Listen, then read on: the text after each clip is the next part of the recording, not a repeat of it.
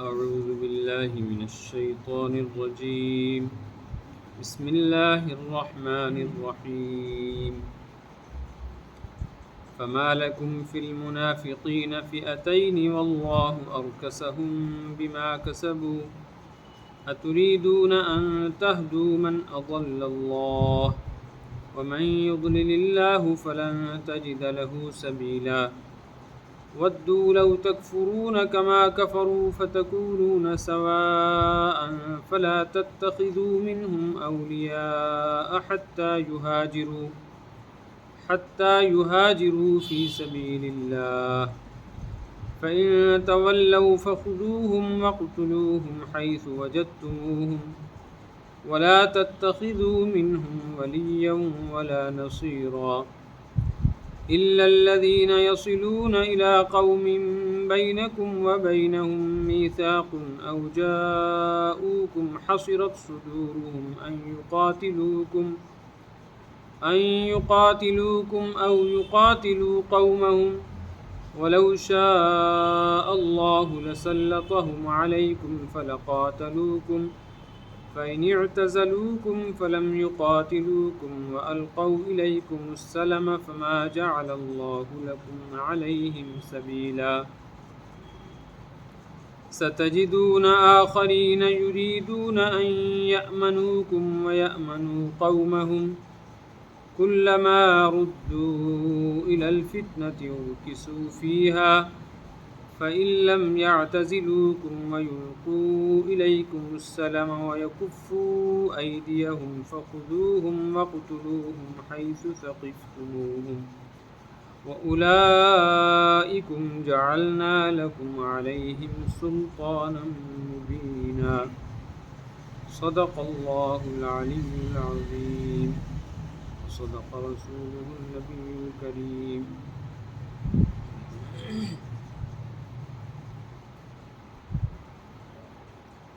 اہم ترین مضمون ہے اس رکوع میں، توجہ سے سننے کے لائق۔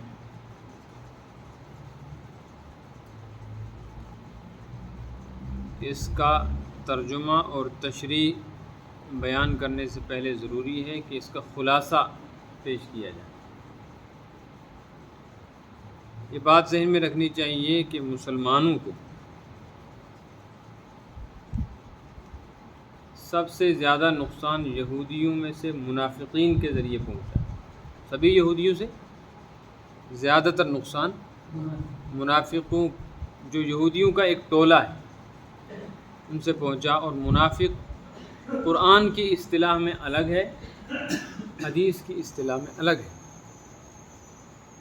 قرآن میں منافق جہاں بھی بولا جاتا ہے، اس کا مطلب ہوتا ہے وہ شخص جو کافر ہو، اور صرف کافر ہی نہیں، سخت متعصب، جس کو کٹر کہتے ہیں، کٹر کا وہ کافر اپنا کفر چھپائے اور لوگوں میں، مسلمانوں میں یہ ظاہر کرے کہ میں مسلمان ہوں۔ اس کو کفر چھپانے کی ضرورت کیوں ہے؟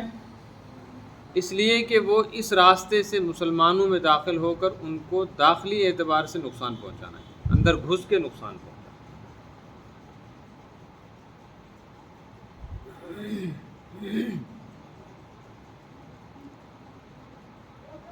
یہ بات بھی ذہن میں رکھنی چاہیے کہ قرآن پاک نے جن لوگوں کو منافق کہا ہے، یہ اب دنیا میں موجود نہیں ہے۔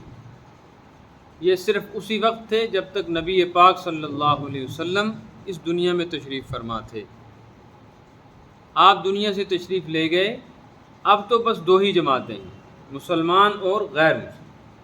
اس غیر مسلم کو چاہے کافر کہہ دو، چاہے یہودی کو ہو، چاہے عیسائی کو ہو، چاہے ہندو کو ہو، سکھ کو ہو، بدھ مذہب سے تعلق رکھنے والا ہو، مجوسی، پارسی ہو، کوئی بھی ہو، ان کے اپنے اپنے طریقے اور اپنے اپنے مذہب کے اعتبار سے نام الگ ہیں، لیکن اسلام نے ان کا نام کافر رکھا۔ اس لیے حدیث میں آیا الکفر ملت واحدہ، کفر کی ساری جماعتیں اسلام کے مقابلے میں ایک ہیں۔ یعنی جب الگ الگ تعارف کرائیں گے نا تو کہا جائے گا یہ یہودی ہے، یہ عیسائی ہے، یہ پارسی ہے، مجوسی، اسی طریقے سے یہ ہندو ہے، الگ الگ ان کا تعارف کروائیں۔ لیکن جب مسلمان کے مقابلے میں تعارف کرانا ہو بہت سارے مذاہب والوں کا، تو یہ تعارف ہے یہ مسلمان ہے اور فلاں یہ سب کافر۔ بات سمجھ میں آئی؟ یہ جو تیسرا طبقہ ہے منافقوں کا، اب بھی ہوں گے اور یہ ہر دور میں ہوتے ہیں، لیکن اب ان کو منافق نہیں کہہ سکتے۔ اب تو یہ قانون ہے کہ جو ظاہری اعتبار سے مسلمان ہے تو اس کو مسلمان کہا جائے، اور جو ظاہری اعتبار سے کافر ہے تو اس کو کافر کہا جائے۔ البتہ حدیث شریف میں بہت سارے لوگوں کو ان کی حرکتوں پر منافق کہا گیا ہے۔ جیسے ایک حدیث میں آیا منافق کی 3 نشانیاں ہیں، تو جہاں یہ حدیث میں 3 نشانیاں بیان کی گئی، وہاں وہ منافق مراد نہیں ہے جو حضور صلی اللہ علیہ وسلم کے زمانے میں تھا اور جس کے بارے میں قرآن میں آیا ہے ان المنافقین فی الدرک الاسفل من النار، کہ قیامت کے دن جہنم کے طبقات میں سے سب سے نچلے طبقے میں منافق ہے، وہ منافق مراد نہیں ہے۔ حدیث میں جہاں یہ آیا ہے کہ منافق کی یہ نشانی ہے، اس کا مطلب ہے مسلمان ہوگا لیکن منافقوں والی حرکتیں کرے گا۔ جیسے یہ آیا ہے حدیث میں من ترک الصلاۃ متعمدا فقد کفر، کہ جو آدمی جان بوجھ کے نماز چھوڑ دے اس نے کفر کیا۔ تو یہاں کفر کرنے کا مطلب یہ نہیں کہ وہ کافر ہو گیا، مطلب اس نے کافروں والا کام کیا۔ خطرہ ہے کہ آج اس نے یہ کام کیا ہے، کل اس سے آگے بڑھے گا، کل نماز کا انکاری کر دے گا اور پکا کافر بن جائے۔ ایسے ہی جو آدمی منافقانہ حرکتیں کرتا ہے، خطرہ ہے اس بات کا کہ آج جن چیزوں کو یہ ہلکا سمجھتا ہے، کل اسلام کو بھی ہلکا سمجھے گا اور سچا منافق بنے گا، اصلی منافق بنے گا۔ آج کیوں نہیں ہے وہ منافق؟ اس کی وجہ یہ ہے کہ منافق کے بارے میں ہم نے پہلے کہہ دیا، منافق اس کافر کو کہتے ہیں جو اپنا کفر چھپائے اور اپنے آپ کو مسلمان ظاہر کرے۔ تو چونکہ اسلام اور کفر کا، ایمان اور کفر کا تعلق دل سے ہے، اور کس کے دل میں کیا ہے یہ حضرت نبی پاک صلی اللہ علیہ وسلم کو وحی کے ذریعے سے معلوم ہو جاتا تھا، اور کسی کے پاس ایسا علم نہیں ہے جو یہ سمجھ سکے یقینی طور پر کہ کون منافق ہے کون مخلص مومن ہے۔ اس لیے بس اب تو ظاہر پر فتویٰ ہے، ظاہری اعتبار سے نماز پڑھ رہا ہے، اپنے آپ کو مسلمان کہتا ہے، مسلمانوں میں رہتا ہے، عید پڑھتا ہے، کچھ کام مسلمانوں والے کرتا ہے اور اپنے آپ کو مسلمان کہلاتا ہے، تو کون ہے؟ لیکن ایک آدمی ہے وہ پکا مومن ہے، مگر کچھ حرکتیں ان کی ایسی ہیں جن سے وہ ظاہر کر رہا ہے کہ میں مسلمان نہیں ہوں، تو پھر چاہے وہ پکا مومن کیوں نہ ہو، وہ کافر ہی ہے، یعنی فتویٰ اس کے کفر پر ہو۔ یہ بات سمجھ میں آئی؟ یہاں جس منافق کا ذکر چل رہا ہے یہ عہد نبوی کے منافق ہیں۔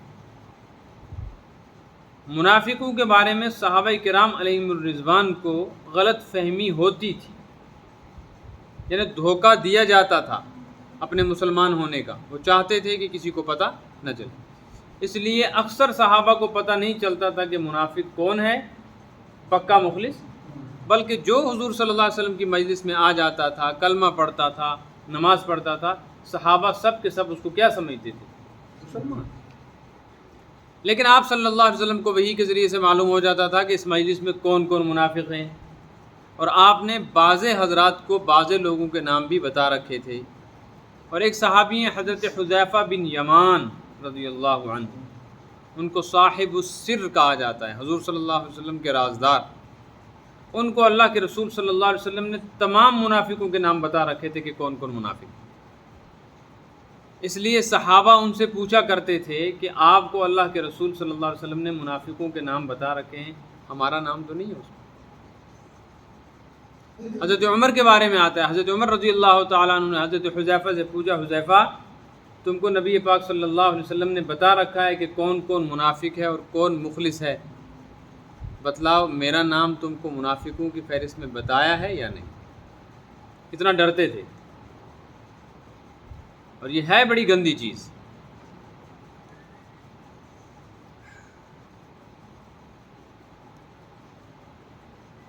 حضرت نبی پاک صلی اللہ علیہ وسلم مکہ مکرمہ سے ہجرت فرما کر جب مدینہ منورہ تشریف لے آئے تو اس ہجرت کے ساتھ شریعت میں ایک نیا حکم نافذ ہوا، مسلمان ہونے کی نشانی ہے لا الہ الا اللہ محمد الرسول اللہ کی گواہی دینا، یہ مسلمان ہونے کی نشانی ہے۔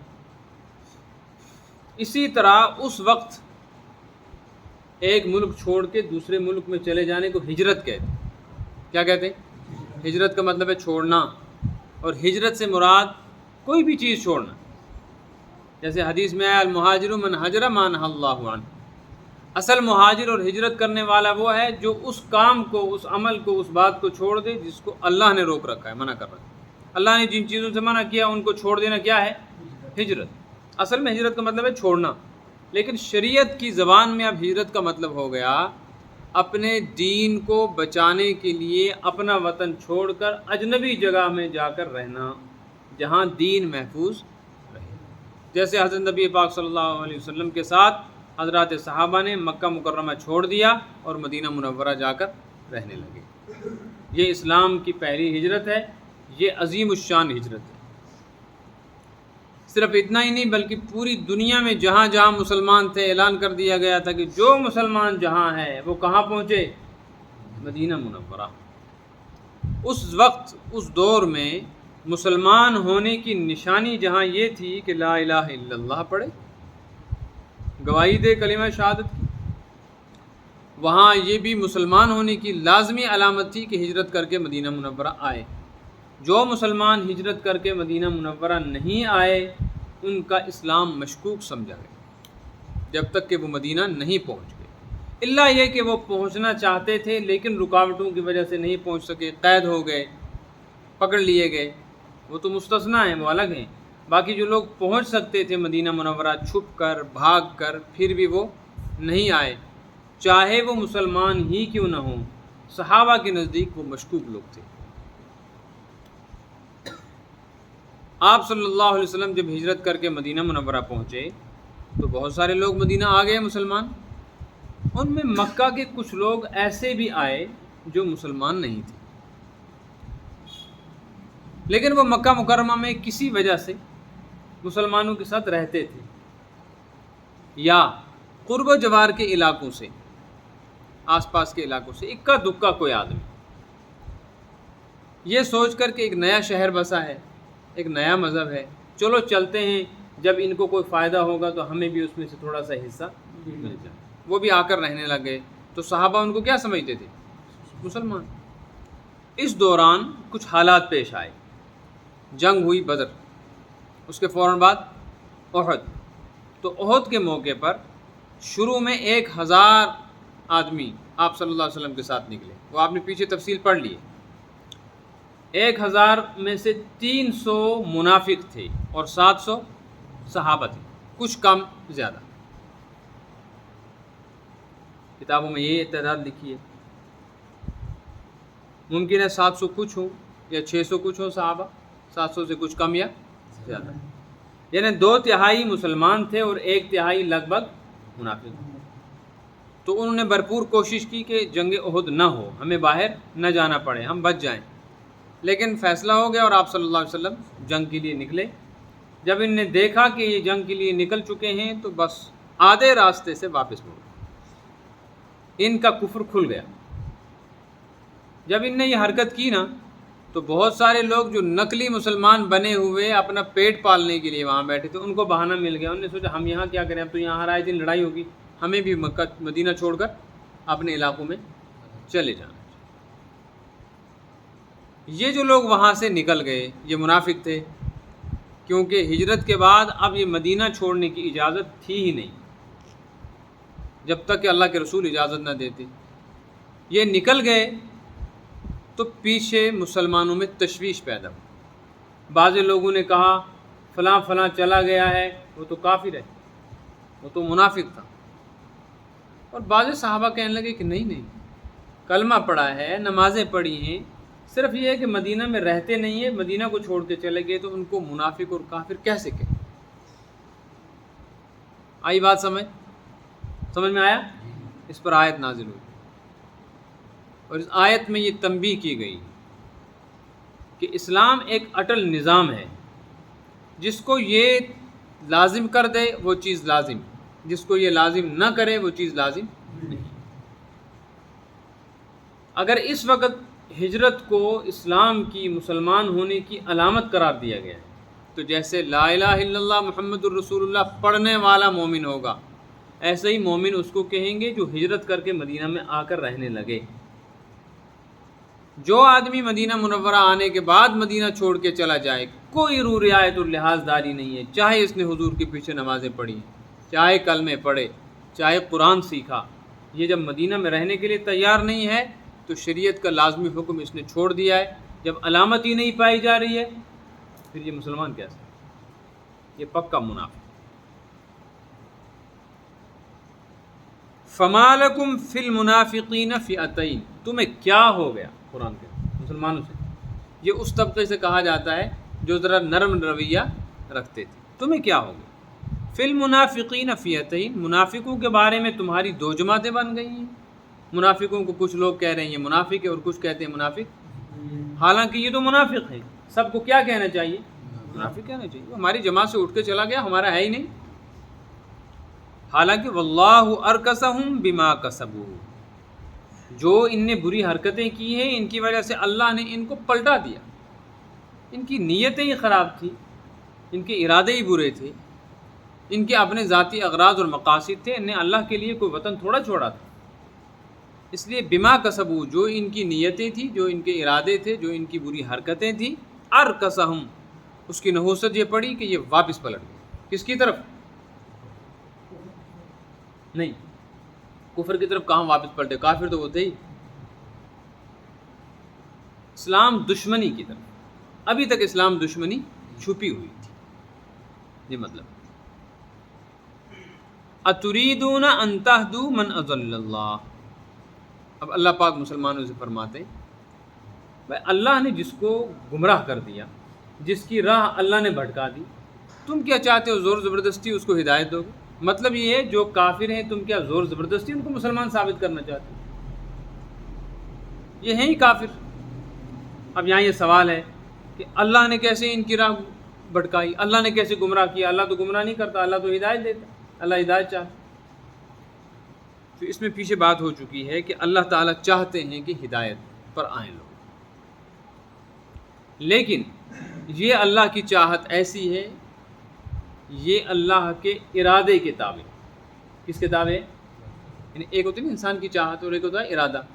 میری چاہت ہے میں پانی پیوں، نہ میں کسی سے مانگ رہا ہوں اور نہ میں خود اٹھنے کو تیار ہوں، تو میری چاہت پوری؟ اس کے لیے مجھے ارادہ کرنا ہے، یا تو سوال کروں پانی لاؤ یا خود حرکت کروں۔ ایسے اللہ کی جو چاہت ہے نا، مشیت، وہ اللہ کے ارادے کے تابع ہے۔ اللہ تعالیٰ جس چیز کو چاہتے ہیں جب ارادہ کرتے تب وہ بنتی ہے، جب تک ارادہ نہیں کرتے بنتی نہیں۔ اللہ تعالیٰ نے آپ کا اور میرا ارادہ اس وقت کیا جب ہم پیدا ہوئے، جب ماں کے رحم میں آئے، جب روح پھونکی گئی، لیکن چاہا کب تھا اللہ نے پیدا کرنا؟ جب زمین و آسمان بھی نہیں بنے تھے۔ سمجھ میں آئی نا؟ مثال کے طور پر اس سے بھی آسان مثال سمجھے، حضرت عیسیٰ علیہ السلام آئیں گے کہ نہیں؟ ضرور آئیں گے انشاءاللہ، قیامت آئے گی کہ نہیں؟ یہ اللہ کی چاہت کے مطابق ہی خلاف، لیکن آ کیوں نہیں رہے ہیں؟ ابھی اللہ نے ان کا ارادہ کریں گے تو یہ چیز وجود میں۔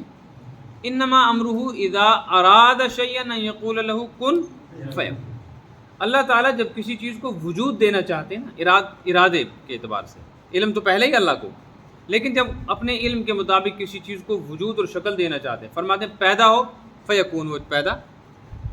چاہتے تو اللہ یہ ہیں کہ سارے بندے ہدایت پر آئیں اور سب جہنم سے بچ کے کہاں جائیں، لیکن اللہ کی یہ مشیت اللہ کے ارادے کے تابع ہے۔ جب ارادہ کریں گے تب لوگوں کی ہدایت، اور ارادے میں اللہ نے ایک ضابطہ بنا رکھا ہے کہ جو بندہ حرکت کرے گا، چاہت کرے گا، اللہ اس کے بارے میں ارادہ کر دیں گے۔ جب تک بندہ ہی نہ چاہے اللہ ارادہ نہیں فرماتا۔ تو جو آدمی ہدایت سامنے آ جانے کے بعد بھی خود جان بوجھ کے منہ موڑے تو یہ اللہ تبارک و تعالیٰ کے ارادے کے مطابق مومن نہیں ہوتا، تو اللہ اس کا ارادہ ہی نہیں کرتا۔ یہ مطلب من اضل اللہ، جس کو اللہ گمراہ کر دے۔ اللہ گمراہ کیسے کرے گا؟ کہ اس نے اپنے آپ کے لیے گمراہی ہی پسند کی۔ کوئی آدمی ایسا نہیں جو بیٹھے بٹھائی اسی طریقے سے اڑے اور ایک دم چھت کی رسی کے ساتھ خود بخود لٹکے اور خود بخود اس کی جان نکل، ایسا نہیں ہوتا۔ اس کو کوئی تار رسی لا کر باندھنی پڑتی ہے، وہ اپنے گلے میں پھندا ڈالنا پڑتا ہے، کسی ٹول پہ چڑھنا پڑتا ہے، پھر لات مار کے ٹول ہٹاتا ہے، تب مرتا ہے۔ یہ حرکتیں یہ کرتا ہے، اللہ ارادہ فرماتے مار، تب یہ مرتا ہے۔ تو یہ جو حرکت اس نے کی ہے نا، اس پر اللہ نے ارادہ کیا۔ بات سمجھ میں آ رہی ہے؟ تو بندے خود ہی چاہتے ہیں ہدایت تو اللہ ہدایت دے دیتے ہیں، بندے خود چاہتے ہیں گمراہی تو اللہ گمراہ۔ البتہ کچھ لوگ ایسے ہیں کہ جو پہلے کافر ہوتے ہیں پھر کیا بن جاتے ہیں، اللہ کو پہلے سے معلوم ہوتا ہے یہ مسلمان بنے، ان کے اندر کچھ ایسی حرکتیں اور اعمال ہوتے ہیں جو ہدایت کی طرف کھینچتی ہوں گی۔ جب وہ حرکتیں کرنے لگتے ہیں اللہ تعالیٰ ان کو پکڑ کے کھینچتے ہیں۔ یہ ہے اللہ کا ہدایت دینا۔ سمجھ میں آیا؟ جب وہ خود ہی واپس پلٹ گئے مدینہ چھوڑ کر، اللہ فرماتے ہیں ان نے گمراہی اختیار کی، تو تم کیسے چاہتے ہو ان کو زور زبردستی روکو اور ان کو مسلمان اور ایمان والا ثابت کرو؟ اس سے ایک مسئلہ معلوم ہوا۔ مسئلہ یہ ہے کہ جس آدمی کا کفر ثابت ہو جائے، لوازمات کفر میں سے کوئی چیز کر بیٹھے، اس کے لیے نرم رویہ اختیار نہیں کرنا چاہیے۔ جس چیز پر کافر ہونے کا فتویٰ شریعت لگا دے، اس بنیاد پر وہ آدمی کافر ہو جائے۔ اب یہ جو اس وقت ایک نیا طبقہ ہے نا، جو کہتا ہے ان مولویوں نے دیکھو جی ہر کسی کو کافر کافر کافر کافر لگا رکھا ہے، کفر کے فتوے بانٹتے ہیں، کیا مسئلہ؟ مائک بند کرنا ہے کہ کھول؟ اچھا آپ تھوڑی دیر بیٹھ جائیں، یہ ابھی ضروری ہے۔ ٹھیک۔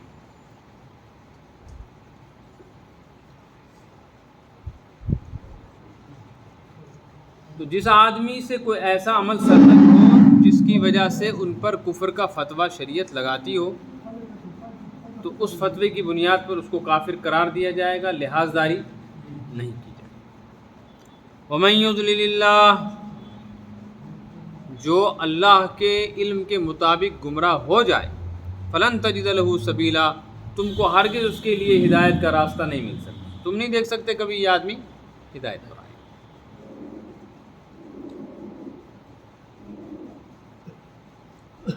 آگے یہ بات فرمائی جا رہی ہے کہ منافقوں کی اصل چاہت یہ ہوتی ہے کہ مسلمان کافر بنے۔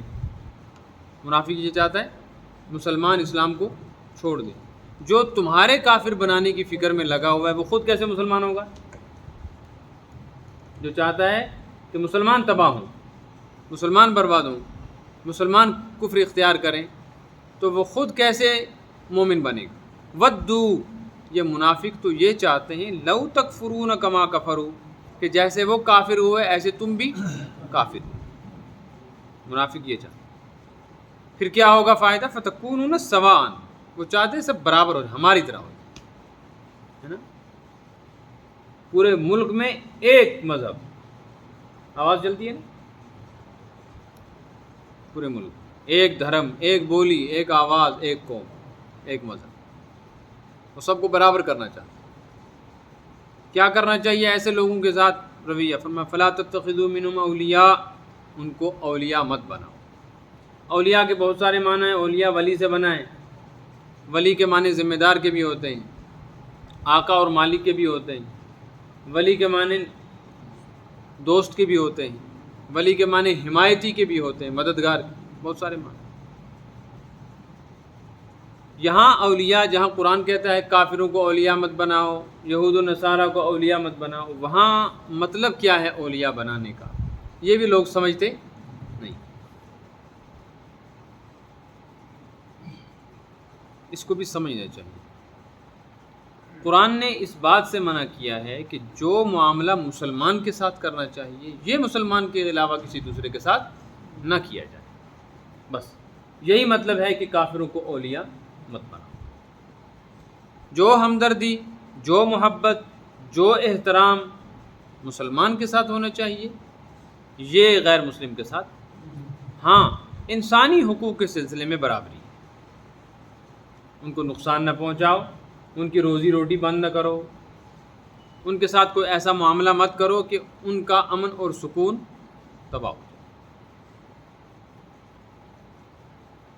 حتیٰ یہاجروا فی سبیل اللہ، جب تک وہ اللہ کے راستے میں ہجرت نہ کر لیں۔ ہاں جب یہ ہجرت کر کے مدینہ آ جائیں بس پھر ثابت ہو گیا مسلمان ہیں، پھر تو ان کے ساتھ مسلمانوں جیسا معاملہ کرو۔ لیکن جو لوگ مدینہ آنے کو تیار ہی نہیں ہو پھر بھی کہتے ہیں ہم مسلمان ہیں، اس زمانے کی بات ہے یہ، یا مدینہ آئے اور مدینہ آ کر رہے اور کچھ عرصے کے بعد، تو جب تک یہ سچی پکی ہجرت کر کے مدینہ آ جائیں اس وقت تک ان کے ساتھ تعلقات ایمان والوں جیسے نہیں رکھ سکتے۔ فَإِن تَوَلَّوْا، اگر یہ ایسی ہی حرکتوں پر اڑے رہے اور باز نہ آئیں، فَإِن تَوَلَّوْا کا ترجمہ لکھا ہے اگر یہ واپس ہو جائے، اگر یہ واپس ہو جائے تو کیا کرو؟ فَخُذُوهُمْ، ان کو پکڑو، جہاں ملے وَاقْتُلُوهُمْ، اور ان کو قتل کرو، حَيْثُ وَجَدتُّمُوهُمْ، جس جگہ بھی تم کو ملے، وَلَا تَتَّخِذُوا مِنْهُمْ وَلِيًّا، ان میں سے کسی کو دوست نہ بناؤ، ولا نصیرہ، کسی کو مددگار نہ بناؤ۔ ترجمہ سنا؟ اس پر اعتراض ہے کافروں کو اس ترجمے پر، اور اعتراض ہو بھی سکتا ہے منافقوں کو۔ منافق سے مراد میری اس دور کے وہ مسلمان ہیں جو اسلام کی تعلیمات سے بالکل غافل اور جاہل ہیں، اور وہ غلط پروپیگنڈے اور باطل نظریات سے متاثر ہو کر اسلامی تعلیمات پر اعتراض کرتے ہیں کہ دیکھو جی کیا لکھا ہے قرآن میں، فَإِن تَوَلَّوْا، اگر کافر اپنے ملک واپس جاتا ہے اس کو جانے مت دو، پکڑ لو، پکڑ کے قتل کرو، مارو، جس طرح بھی ہو۔ یہ تو ظلم ہے، یہ ظلم۔ اگر قرآن یہ کہہ رہا ہے ہم بھی یہی کریں گے۔ ہندوستان پاکستان بنا تو پاکستان جو لوگ جانے لگے ان کو پکڑ لیا مسلمانوں کو، ریل گاڑیوں میں، بیل گاڑیوں میں، پیدل قتل کیا، مارا، جلایا، نیست و نابود کر دیا، کہا یہ وطن چھوڑ کے جا رہا ہے۔ تمہاری کتابوں میں بھی یہ لکھا۔ اس طرح کی آیات اور خالی ترجمہ پڑھ کر جو لوگ تفسیریں کرتے ہیں وہ جواب نہیں دے سکتے، وہ کہتے ہیں ہاں یہ لوگ صحیح کہہ رہے ہیں تو ہے۔ جیسے وہ مرزا پاکستان کا علی مرزا جہلوی،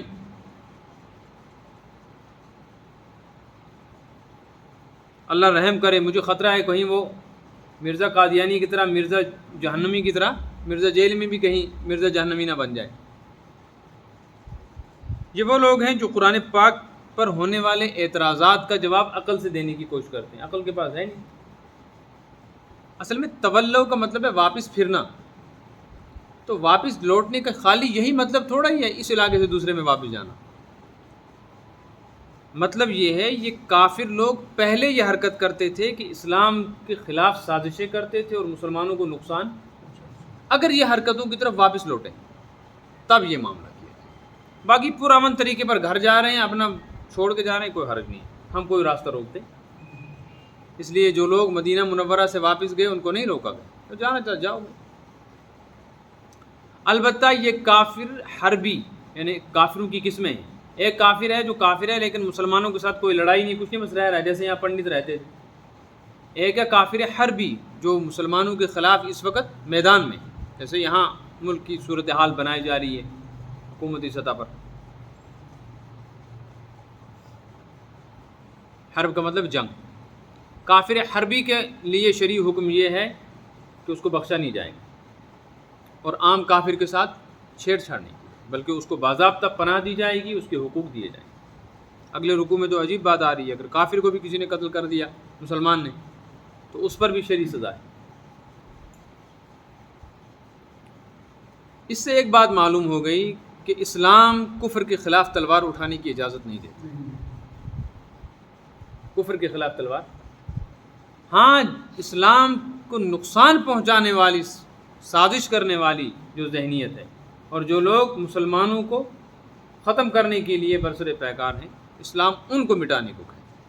وقاتلوہم حتی لا تکون فتنہ، ان کے ساتھ قتال کرو، جہاد کرو جب تک کہ فتنہ ختم نہ ہو۔ فتنہ ختم ہو جائے، امن ہو، پھر کافر کافر ہے، مسلمان مسلمان ہے، پرامن طریقے پر ہو۔ مکہ مکرمہ میں، مدینہ منورہ میں رہتے رہے لوگ، لیکن جب وہ سازشوں پر آئے تب ان کو شریعت نے کہا اب ان کو رہنے کی اجازت نہیں۔ تو یہ مطلب ہے فَإِن تَوَلَّوْا، اگر یہ واپس جا رہے ہیں، اس کا مطلب ہے یہ کیوں جا رہے ہیں؟ ان کو ایک نقصان پہنچانا تھا، یہاں رہ کر ان نے پہنچا دیا، اب جا کر کھلم کھلا یہ حملہ کرنے والے، اب ایسی حرکت کر رہے ہیں تو بس اب کوئی لحاظ داری۔ وَلَا تَتَّخِذُوا مِنْهُمْ وَلِيًّا، ان میں سے کسی کو اپنا دوست، دوسرا لفظ فرمائے لا نصیرہ، مددگار میں مت بناؤ۔ دو مطلب ہے اس کے، دونوں کے لفظوں کے الگ الگ مطلب یہ ہے ان کی دوستی میں تم ان کے ساتھ لڑنے کے لیے کھڑے مت ہو، نہیں جی یہ کافر ہے لیکن میرا دوست ہے تو میں اس کی طرف سے نہیں، اس کی اجازت۔ دوسری بات، تمہاری جنگ ہو رہی ہے تو مت یہ کہو کہ یہ دوست ہیں ہمارے کافر ہیں ان سے ہم مدد مانگیں گے، کافروں کو نہ مدد دو نہ ان سے مدد لو، یہ ہے اصل شریک۔ ورنہ اگر اسلام میں خود غرضی ہوتی تو اسلام کی تعلیمات میں یہ ہوتا کہ جب وہ لڑ رہے ہوں تو تم مت دو ساتھ، لیکن جب تمہاری کہیں لڑائی ہو تو اپنے دوستوں کو ساتھ ملا۔ فرمایا نہیں، اسلام کو ضرورت ہی نہیں ہے کسی کی مدد کی، تم اگر سیدھے ہو، ٹھیک ٹھاک مسلمان ہو تو تم کافی ہو ساری دنیا کے لیے۔ ہاں تم میں کوئی قصور اور کمی ہے، کوتاہی ہے تو اللہ کی مدد نہیں آئے گی، پھر ساری دنیا کا کفر بھی تمہارا ساتھ دے۔ پاکستان کا ساتھ کئی سال تک، کئی سال کیا ہمیشہ سے کس نے دیا؟ امریکہ نے۔ اور پاکستان کا حال بے حال کس نے کیا؟ امریکہ۔ کافر نہیں ہو سکتا آپ نے کبھی، وہ ہمیشہ اسی کی مدد مانگتے تھے۔ یہ اسلامی تعلیمات ہیں۔ الا الذین یصلون الی قوم بینکم وبینہم میثاق، یہاں سے منافقوں کی دو قسمیں بیان کی جا رہی ہیں، کافروں کی دو قسمیں بیان کی جا رہی ہیں۔ ایک وہ جماعت ہے جو کافر ہیں لیکن وہ مسلمانوں سے لڑنا نہیں چاہتے، وہ چاہتے ہیں ہمارے ان کے ساتھ تعلقات ٹھیک ٹھاک رہیں، نہ ہم مسلمانوں کے ساتھ لڑیں، اگر ان کے ساتھ ہم لڑیں گے تو بلا وجہ ان کی دشمنی ہو جائے گی، اور نہ ہم ان کے ساتھ رہ کر اپنی قوم سے لڑیں۔ بات سمجھ میں آ رہی ہے نا؟ نہ اپنی قوم سے لڑنا چاہتے ہیں نہ مسلمانوں سے، امن چاہتے ہیں، وہ چاہتے ہیں پرامن رہے، نہ ادھر دشمنی ہو نہ ادھر دشمنی، لیکن اپنا مذہب بھی چھوڑنے کو تیار نہیں ہے، وہ کافرانہ حرکتوں پر پابند ہے۔ تو قرآن کہتا ہے یہ جو لوگ ہیں ان کے بارے میں یہ تعلیم ہے الا الذین یصلون، مگر جو لوگ یصلون چلے جائیں، پہنچ جائیں، جا ملیں، الی قوم بینکم و بینہم میثاق، ایسے لوگوں کے ساتھ جا ملیں جن کے ساتھ تمہارا کوئی وعد و پیمان ہے، او جاؤکم حسرت صدورہم، یا وہ تمہارے پاس آئیں لیکن ان کے دل میں گھٹن ہو، ایک پریشانی ہو، ایک تکلیف ہو، ان یقاتلوکم، کہ وہ تمہارے ساتھ لڑنا نہ چاہتے ہوں، وہ چاہتے ہیں بس پریشانی یہ ہے کہ لڑائی نہیں ہونی چاہیے، او یقاتلوا قومہم، اسی طرح وہ اس بات کو بھی پسند نہیں کرتے کہ اپنی جماعت سے لڑیں، کافروں سے، اپنے بلا وجہ اپنی مذہب والوں سے لڑائی ہو۔ تو اللہ فرماتے ہیں جو اس طرح کے پرامن لوگ ہیں نہ ان کو مارو، نہ ان کو پکڑو، نہ تنگ کرو، نہ ان کو پریشان کرو، جس طرح وہ ہیں ان کو خوش عیش زندگی گزارنے۔ وہ مندر میں جاتے ہیں جانے دو، گردوارے میں جاتے ہیں، کنیسہ میں جاتے ہیں، وہ کچھ بھی کرتے ہیں، اپنے مذہب کے مطابق جو کریں ان کو کرنے، اتنی آزادی دی۔ یہ ہے اسلام کی تعلیمات۔ کن لوگوں کے لیے یہ ہے؟ جو تم سے لڑنا نہیں چاہتے، جو تمہارے ساتھ لگ کر اپنی قوم سے لڑنا نہیں چاہتے، لہٰذا تم بھی ان کو بیچاروں کو ایسا مت کرو کہ ان کی آپس میں لڑائی ہو جائے، غلط استعمال بھی نہ کرو۔ یا وہ لوگ جو ہیں ان نے کسی ایسے ملک کے ساتھ، کسی ایسے علاقے کے ساتھ معاہدہ کر لیا ہے جس کے ساتھ تم نے بھی معاہدہ کر رکھا ہے۔ اب اس کو مثال سے سمجھو، مثال یہ ہے جیسے سعودی عرب نے معاہدہ کر لیا مثال کے طور پر امریکہ سے، سعودی عرب نے امریکہ سے، امریکہ مسلم ملک ہے غیر مسلم؟ غیر مسلم۔ امریکہ کا کسی غیر مسلم ملک سے اور معاہدہ ہے کہ بھئی ہماری تمہاری بھی کوئی جنگ نہیں ہوگی، تجارت ہوگی، مثلا برطانیہ کے ساتھ، فرانس کے ساتھ۔ تو اسلام کی تعلیمات یہ ہے کہ سعودی عرب والوں کو چاہیے کہ جس طرح وہ امریکہ کے ساتھ رہ رہے ہیں تو امریکہ کے ساتھ جن لوگوں کا معاہدہ ہے ان کے ساتھ بھی وہ پرامن رہیں، کیونکہ جن کے ساتھ ہمارا معاملہ طے ہے امن کا، ان نے جس کو امن دے رکھا ہے ان کے ساتھ ہم بھی پرامن طریقے۔ الا یہ کہ ادھر سے ہی کوئی سازش اور حرکت ہونے لگے۔ حسرت صدورہم، جن کے دلوں میں یہ تنگی اور پریشانی رہتی ہے کہ لڑائی کیوں ہو رہی، لڑائی نہیں ہونی چاہیے، ان کے ساتھ نہ لڑو۔ وَلَوْ شَاءَ اللَّهُ لَسَلَّطَهُمْ عَلَيْكُمْ، اللہ اگر چاہتا ان کو تمہارے اوپر مسلط کر دیتا، فَلَقَاتَلُوكُمْ، تمہارے ساتھ وہ قتال کرتے، لیکن اللہ نے یہ چاہا کہ یہ لوگ کافر تمہارے آس پاس پر امن رہیں، تو اللہ نے تمہارے لیے امن کا ماحول رکھ دیا، تم بھی اس کا لحاظ کرو، بلا وجہ کہ ہر کسی کے ساتھ چھیڑخانی نہ کرو۔ اور تاریخ بتاتی ہے کہ مسلمانوں نے کبھی بھی اس شرعی قانون کی مخالفت نہیں کی۔ اکا دکا واقعات الگ چیز ہیں، لیکن ایسا ہوا نہیں ہے کہ کسی اسلامی ملک کے اندر غیر مسلم لوگ رہتے ہوں امن کے ساتھ اور بلا وجہ ان کو مار کے وہاں سے بھگا دیا، ایسا نہیں، تو ثابت نہیں کر سکتا کوئی۔ پروپیگنڈا الگ چیز ہے، غلط بیانی الگ چیز ہے، تاریخ کو مسخ کر کے پھر غلط اعتبار سے واقعات گھڑ کے کہانیاں بنا کر نئی نسل کا ذہن بنانا یہ ایک الگ چیز ہے، لیکن زمینی سطح پر حقائق کو ثابت کرنا یہ بڑا مشکل ہے، ایسا ہوا نہیں۔ اتنے حالات بگڑ جانے کے بعد کشمیر والوں نے، کشمیری قوم نے، یہاں کے جو برادران وطن تھے، پنڈت یا باہر سے آنے والے لوگ، ان کے ساتھ کبھی ایسا برا رویہ نہیں کیا ہے کہ ان نے کشمیر والوں کے برے رویے کی وجہ سے کشمیر آنا چھوڑ دیا، ایسا نہیں، ایسا کبھی نہیں، ہر جگہ کا۔ وہ حالات کی خرابی کی وجہ سے خود نہ آئے کوئی الگ مسئلہ ہے، لیکن ان حالات میں بھی بھائی چارہ دکھایا گیا۔ البتہ دوسری جماعت منافقوں کی، کافروں کی، فَإِنِ اعْتَزَلُوكُمْ، لیکن جو لوگ تم سے الگ ہو جائیں، تمہارے ساتھ بالکل بھی امن کے ساتھ رہنا نہ چاہیں، فَلَمْ يُقَاتِلُوكُمْ وَأَلْقَوْا إِلَيْكُمُ السَّلَامَ، اور وہ تمہارے ساتھ قتال کرنا چاہیں،